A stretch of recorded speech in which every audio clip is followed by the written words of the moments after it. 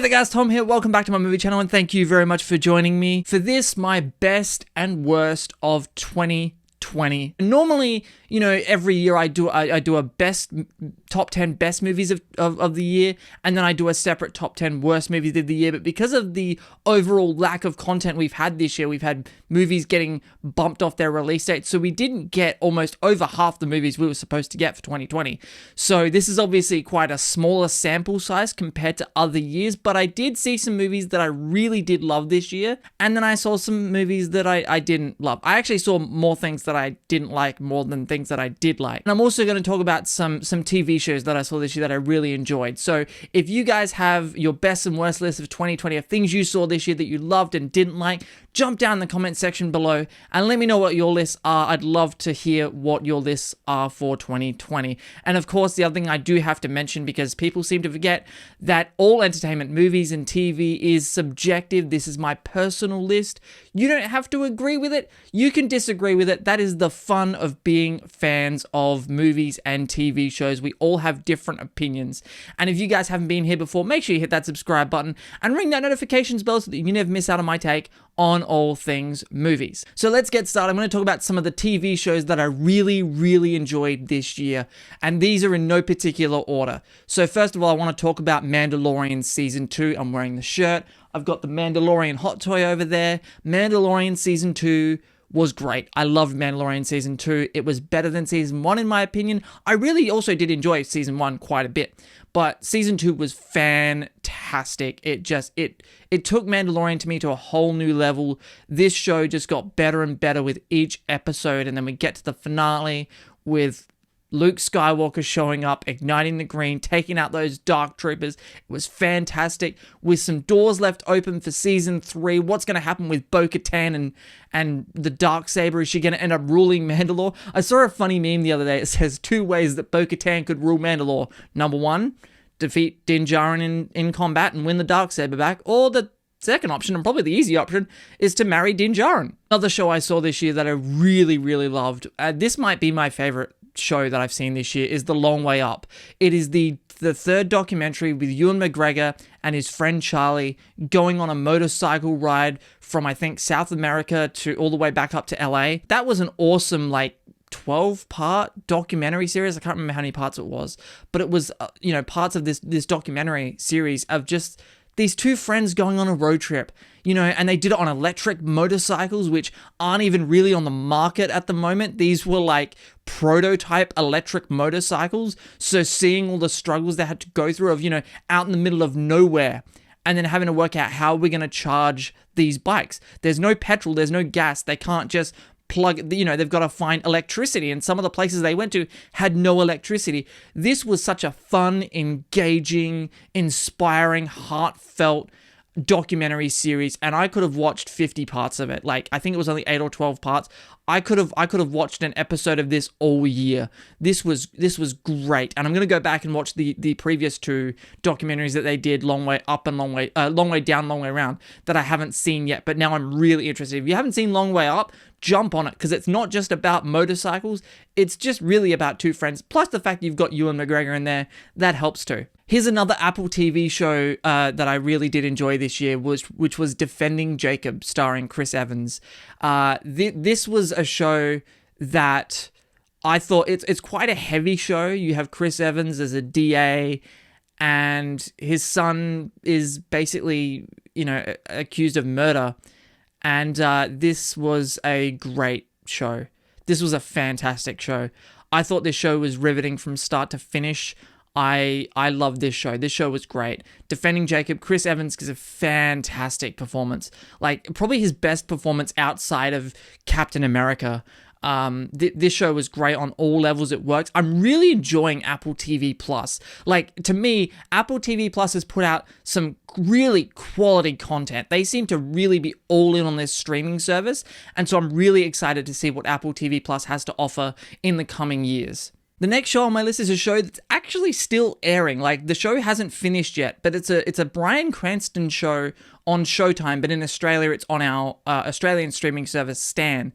It's called Your Honor, and it stars Bryan Cranston. And the setup for this show is that Bryan Cranston's son has a hit and run with a kid on a motorbike, and he leaves this kid for dead. But what they end up realizing is that this kid is the son of the biggest mob boss in this town. And so when Bryan Cranston goes to being a judge himself, goes to take his kid into the police station to turn himself in and explain what happened and that it was really just an accident, but he did leave this kid to die, they realize, oh shit, this is the son of a mob boss. And so then Bryan Cranston helps his son cover it up, and it's about that story. And of course, the show hasn't finished yet, but I am really into this show. I'm loving what they're doing with this show. Again, a really heavy show. Probably not the show that you'd want if you want something to, lift your spirits in the shit show that was 2020. But this show's really good. And once again, Bryan Cranston bringing back some of that dramatic flair that he brought to Breaking Bad. This show's great. All right, we're going back to Star Wars and the Clone Wars Season 7. Oh my god. Look, listen. The first 4 episodes of Clone Wars Season 7 with Trace and Rafa, the sisters, and Ahsoka, it wasn't so good. But the final 4 episodes with Ahsoka and the Siege of Mandalore taking on Darth Maul, some of the best animated Star Wars content ever. I would argue that the last 4 episodes of Clone Wars with Ahsoka and Maul and that Siege of Mandalore arc is the best Clone Wars content, Clone Wars and Rebels content ever. It was like a 4-episode movie. I want them to cut it together as one movie so I can just watch it all in one go, those final 4 episodes. What a great way to end the Clone Wars. I'm so thankful that they brought that series back to conclusion. I loved it. It's great. Darth Maul probably still is my favorite hallway scene out of Vader, Luke, and now Darth Maul. Maul's hallway scene is probably still my favorite. I know that's probably a controversial choice, but hey, that it is what it is. I love Clone Wars Season 7. Of course you knew I was going to talk about The Boys Season 2. Oh my god, The Boys. The Boys are back in town. What a great show. The Boys Season 2, and I preferred The Boys Season 2 to Season 1, and I still enjoyed Season 1, but Season 2 I found vastly superior. The Boys is one of those shows where every episode I think, oh, okay, they've gone as far as they can with the limits here. They've pushed the limits as far as they can possibly go in this episode. You watch one episode, you're like, there's a guy with a super long penis that chokes people. That's his superpower. And then you watch the next episode and then they top it again with a superhero sex scene, something we've never really seen before. And then in the season finale, they top themselves again with, you have that awesome, girls do get it done fight with Kamiko, Starlight, Maeve, and of course, beating up on Stormfront. And this is a show that just keeps upping the stakes and just gets crazier and crazier every episode. And then, you have the post-credit scene with Homelander jerking off on top of a building, which wouldn't we all love to be able to do that and get away with it? Yeah, man, The Boys Season 2 was great. I've seen a lot of great TV this year. I've really enjoyed these shows, and I'm really, really excited for what the continuation of most of these shows is going to be. Mando Season 3 sounds awesome. The Book of Boba Fett. We've got The Boys Season 3 coming. I'm so excited. But let's talk about some of the best and worst movies that I've seen in 2020. So I don't have these lists in any order, but I will let you know what my worst movie was and what my best movie was in 2020, but otherwise these lists aren't in any particular order. So we're going to start with the worst of 2020, and I'm going to start out with Sonic the Hedgehog. Listen, I didn't expect this movie to be high art. I didn't need this movie to be one of the best movies I've ever seen. I didn't need this movie to blow my mind. This movie was a lot worse than what I thought it was going to be. This movie, I was so bored. I wanted to leave. Listen, I don't care that this movie is made for kids. I had a lot of people comment on my review saying, it's a kids movie. You can't go too hard on a kids movie. Yes, you can. Kids movies are still movies, and kids movies can still suck, and kids movies can still be great. There are a lot of kids movies that I love. Sonic the Hedgehog was not one of them. And who in the writing process of this film decided, hey, it'd be fun, a scene where Sonic the Hedgehog farts. That's going to be fun, right? Wah, wah. This movie did have a couple of redeeming qualities. There was a scene with an elevator and Sonic the Hedgehog is in a bag. That was quite a funny scene, and Jim Carrey was great in the film. Jim Carrey was probably the biggest standout to me of Sonic the Hedgehog, but the rest of the movie completely sucked. I really hated Sonic the Hedgehog. Death, taxes, and Netflix original movies suck. Extraction was not good. The action in Extraction was fantastic. It has world-class action sequences. You know, aside from the action, this movie really is just nothing. It's just a whole lot of nothing in this movie. You don't get attached to the main character. You don't get attached to any of the characters in the movie. The action's great, but the rest of the movie just felt really flat and thin to me. And so Extraction ends up being one of the worst movies I've seen this year. I don't know. I shouldn't be surprised by that because, once again, Netflix original movies, for the most part, aren't good. Fantasy Island. Whoa, Fantasy Island. Fantasy Island. I did like almost a double feature. I saw Sonic on a Friday night, and then on the Saturday morning, I went and saw Fantasy Island because they opened on the same weekend, and man, Fantasy Island was not good. Characters that just felt like complete and utter caricatures. Michael Pena as the ultimate big bad guy. You just don't believe that at all. This movie was so ridiculous. And that really sucks because it's produced by Blumhouse. And Blumhouse, for the most part, put out some really cool, unique stuff. And, lower budget stuff. But Blumhouse, I feel like, put out more movies that I've enjoyed more than what I haven't. But Fantasy Island, wow, this movie was not good at all. Fantasy Island just completely and utterly sucks. Okay, I went through 3 stages with the next movie that I'm going to talk about here. I went from walking out of this movie thinking, this movie was good, but not great. And then when I came home and I did the review for the movie about an hour after seeing it, I said in the review, and you can go watch the review for this movie, I said in the review, I said, listen, this movie was disappointing, but I don't think this movie was bad or garbage or anything like that. And then I woke up the next day and I thought, no, this movie was actually bad. And the more I've thought about this movie, the worse it gets to me. And I don't remember the last time I was ever this upset about a movie coming out disappointing me. A movie that I was so excited to see. This movie was Wonder Woman 1984. Listen, this movie had so many things in it that just didn't work. The completely nonsensical storyline. The story has so many logic problems. You know, the whole wishing element of the movie had so many logic problems. Let's not go and talk about the fact that Diana basically rapes a guy in this movie. Don't believe me? Watch the movie. You'll see what I'm talking about. It's all over Twitter. But I just didn't find this movie interesting at all. And it's really disappointing because the first Wonder Woman movie is like my favorite DC movie of all time. And I watched the first Wonder Woman last night as kind of therapy to get over Wonder Woman 1984.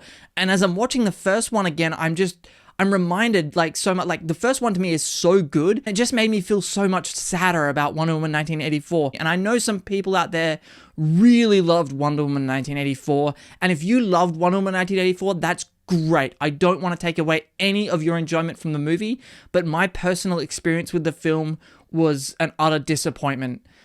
And I never thought I'd be putting Wonder Woman 1984 on a worst list ever. I was so excited for Wonder Woman 1984, and sadly, the movie let me down. I'm really keen to see what they do next. I'll be there opening day for Wonder Woman 3. I'll be there for opening day for every one of Patty Jenkins' new movies, because she is a great director, but she just had a bad day at the office, and Wonder Woman 1984 was probably the biggest disappointment for me this year. I don't remember the last time I was this upset about a movie. All right, finally, we move on to the worst movie of the year. The worst movie of the year has to be Dolittle. Dolittle sucks because it had a lot of potential. You have a Robert Downey Jr. who's a fantastic actor. We all know how great Robert Downey Jr. can be. And this movie was such a poorly edited, poorly written. Watching the movie, and I didn't realize this the first time when I saw it the first time until someone told me afterwards. They said, hey, did you notice that the whole movie, Robert Downey Jr. basically voiced over his entire part of the film? And then thinking about it more, you can tell watching this movie, Robert Downey Jr. completely redubbed his entire performance. And it's even worse because of it. And because the mixing is so bad, you can tell it's redubbed. There's an odd narration throughout the movie. Like, there's a narration that starts and bookends the movie. But the narration will sort of come and go at odd points in the movie, and it almost feels like, they cut out all these scenes. There's so many missing pieces in the movie that they've cut out all these scenes, so they needed the narration to fill in the gaps. And that, again, it's disappointing because Robert Downey Jr. is great. Some of the voice actors in this movie that voice the animals are great, great talents, but this movie is absolutely atrocious. And I struggle to decide whether I think Dolittle is worse than Cats. and I still haven't decided. Okay, let's go back to a happy thing. Let's talk about some of the best movies I've seen this year. Now, obviously, I didn't get to see the amount of movies I wanted to see in 2020. There are still some movies that have come out in 2020 that I didn't get to see. There are some movies that I saw this year that I really, really did enjoy. Nothing on the level of, previous years like a Wind River or a Searching or a Marriage Story or a Simple Favor. Nothing I saw this year I really, truly, deeply fell in love with. So let's start with Ben Affleck's The Way Back. This was a really deeply personal movie, and you can tell watching it because of Ben Affleck's personal struggles with alcohol. This movie where he plays a retired basketball coach, he's asked to come back and coach this team, but he's also an alcoholic. And this movie deals with so many different themes: loss, love, addiction. It's also a sports movie. But, this is a movie that, similar to Remember the Titans, where, yes, the movie is about sports, but you don't have to be a sports fan to enjoy the movie and get out of the movie what the movie intends for you to get out of it. I thought this was a beautifully made movie. I really enjoyed this film, and Ben Affleck probably gives a career-making performance. Ben Affleck's performance in this movie is probably the best performance he's ever given in anything. I'm a big Ben Affleck fan. I would go so far to say that Ben Affleck deserves a Best Actor nomination at the Academy Awards, even though I don't think they should have an Academy Awards this year because it wouldn't really count for much. Okay, next on this list is The Invisible Man starring Elizabeth Moss. This film was great. They made this movie for like $7 or $8 million, and you're watching it, and it really does not feel like a movie that only costs $7 or $8 million.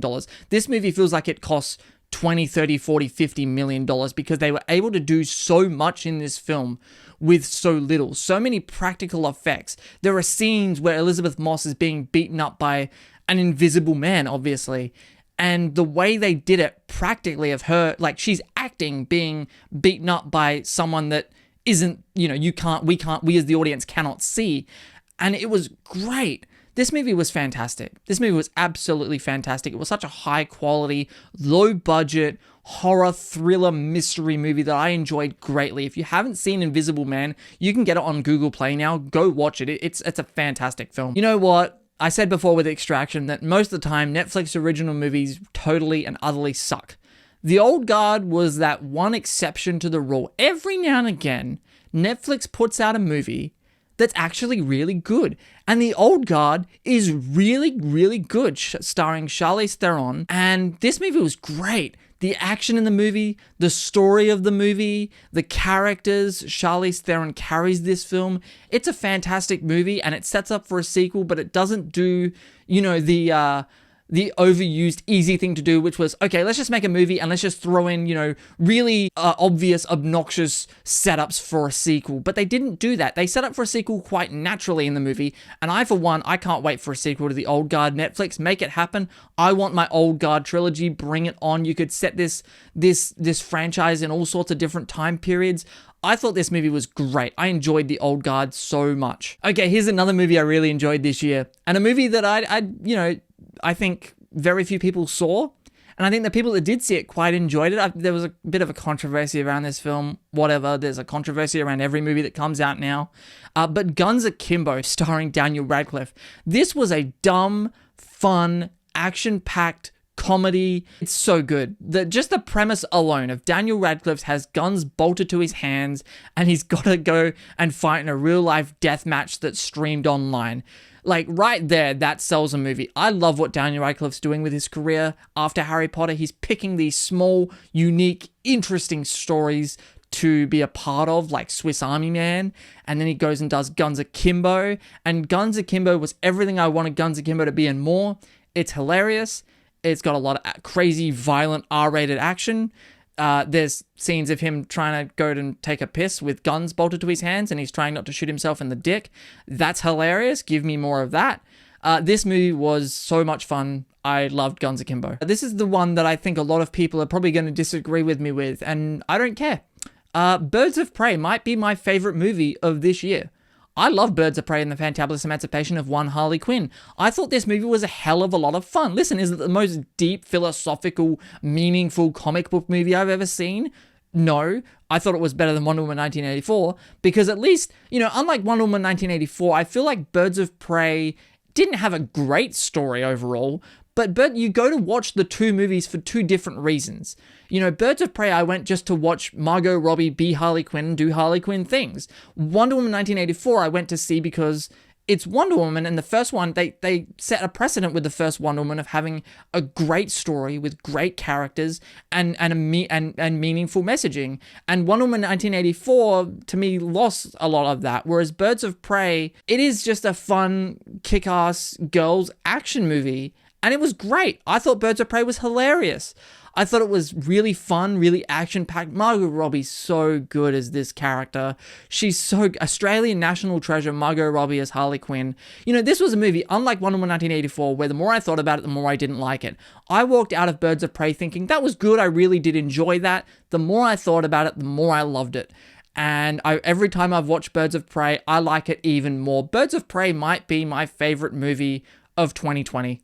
It might be. That will do it for this video, guys. Thank you very much for watching my videos this year, and thank you very much for watching this video this year. Make sure you jump in the comments section below and let me know what your favorite movies of 2020 have been. Also, your least favorite movies of 2020. Let's carry on the discussion right down there. Thank you very much for watching, guys. I hope you enjoyed this video. If you did, take a minute and click on that subscribe button and ring that notifications bell so you never miss out on my take on all things movies. Look forward to my reviews in 2021 and my reviews of WandaVision I've got coming out starting on January 15th. Look out for that. Once again, thank you very much for watching my videos this year, guys. My name is Tom. Happy New Year, and I will see you guys next time.